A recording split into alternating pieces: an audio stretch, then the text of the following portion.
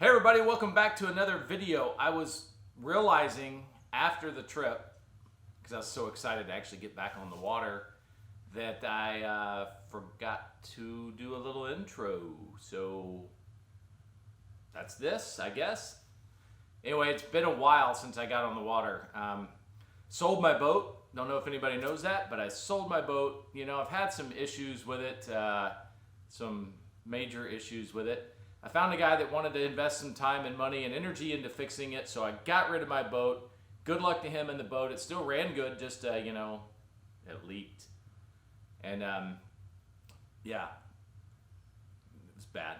Anyway, got rid of my boat, so I kind of rely on a lot of buddies right now to get out on the water. But the good news is that hopefully soon we'll be out of this place into a new place, and then the boat shopping's the next thing on the list. But with all that said, hadn't been out on the water in a while. My buddy called me up and said, hey, they're starting to lift restrictions. We can get out to Clear Lake. Are you interested? And you know, absolutely interested. So we went out and we had a pretty good day. It wasn't a great day, but a pretty darn good day, and had fun, lots of fun fishing, and it was great to be out on the water, especially with a good friend.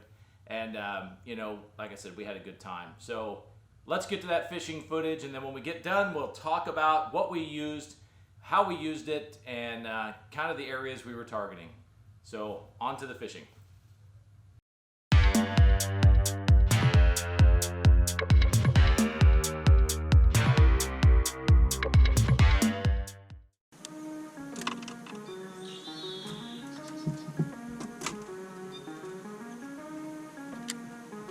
Pretty much up to the spot.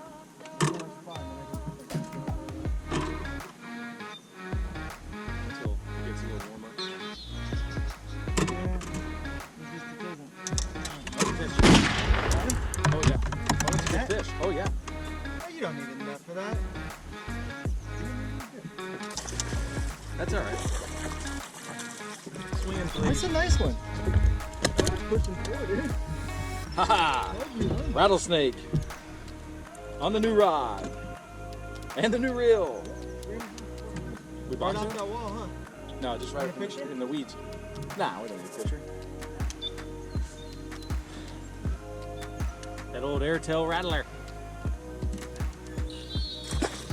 Be free, fish.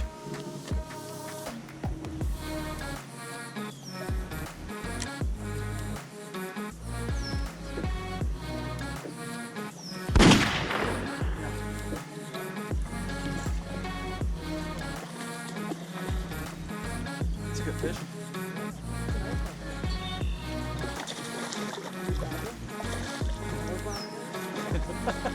This right. You got bigger as you got closer. Yeah, it's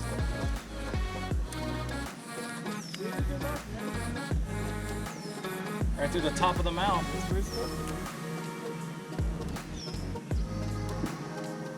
Right back there where I thought you would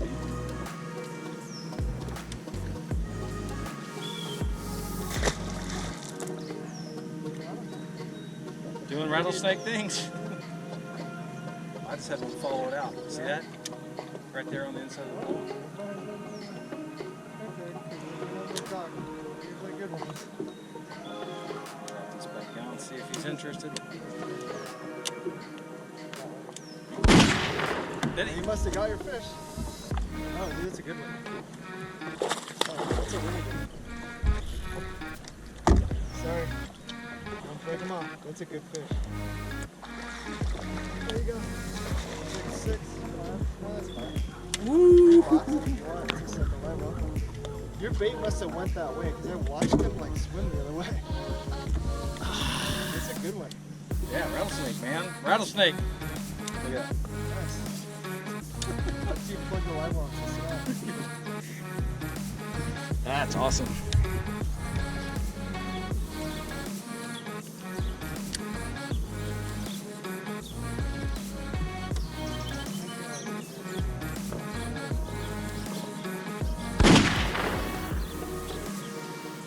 Got him. Yeah? Nice. That's a red ear. Dude, that's a trophy red ear. Woo! Get a picture of that. That thing's huge. Grande bass catches it all. Wow. There's a Mondo right here. They may be the biggest redder I've seen. Look at that thing, dude. I know. You want a picture? Yeah. This one's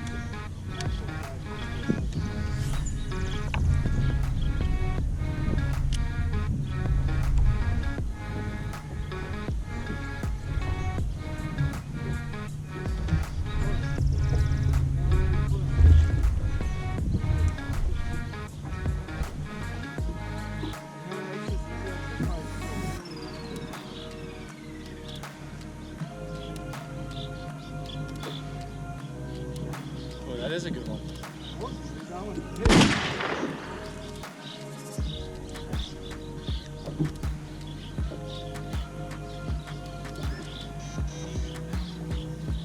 Oh, look at you. You have been getting bit by bass.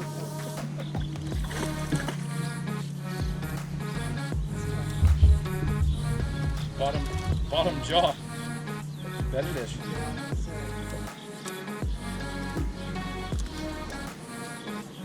Oh, Ooh, oh, he's peeing on the boat. He's got to go. All right, I hope you enjoyed that on the water footage. Let's talk about some of the things we used throughout the day that you might not have seen in the video. First things first, I started out the morning throwing this big giant walking bait, this baby bass super spook style bait that I made, feather treble, all that good stuff. It walks great, it looks great, it's quiet, right? Without the hooks rattling, it's just, there's no noise to it. It's just solid wood, so really, they weren't interested. They didn't eat it. And really throughout the day, we learned that they weren't really interested in a reaction bite. Even though we tried to make them force feed it all day, it just didn't happen. Throughout the day, consistently, over and over and over again, I threw this, if I can get the shot right, I threw this oversized giant square bill that I made. It really swims great. This thing looks good in the water. It goes down to about 6-7 feet. And the fish, you know, I would think they'd react to it, but they didn't. There's just, again, no reaction bite whatsoever. Coming through the water and everything, it looked really good. It swam really true. It was a beautiful bait, worked perfectly, just didn't attract the fish in this case. I threw, again, consistently through the day, here and there through the JSJ snack size gill bait. This is the one JSJ Baits sent me, just blank and raw, and I painted it up, bluegill pattern, a lot of orange, a lot of flash. It looks good, swims good. Again, no reaction bite. Through a jig, dirty jig, through my Tactigill, wake bait. Again, they just weren't interested in a reaction bite. So ultimately, at the end of the day, what worked consistently and what tends to work consistently for me, just like it does for most folks, is that old Grande Bass rattlesnake. Now, this sucker is a go-to bait for that tough bite when nothing else seems to be working according to plan. This sucker tends to be the bait that you want to have tied on. Now, I always have good luck with these baits. All of the Grande Bass stuff just works really well for me out here in California. Works really good for, in Texas and, throughout the Midwest, Florida.